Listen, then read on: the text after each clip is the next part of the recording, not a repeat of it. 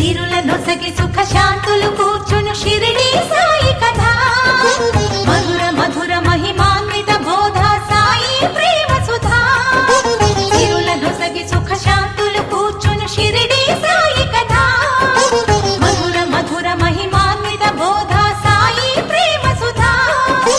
పారాయణతో సకల జనులకి భారాలను తొలగించే గాథ పారాయణతో సకల జనులకి భారాలను తొలగించే గాథ సిరుల నొసగి సుఖ శాంతులు కూర్చుని షిరిడి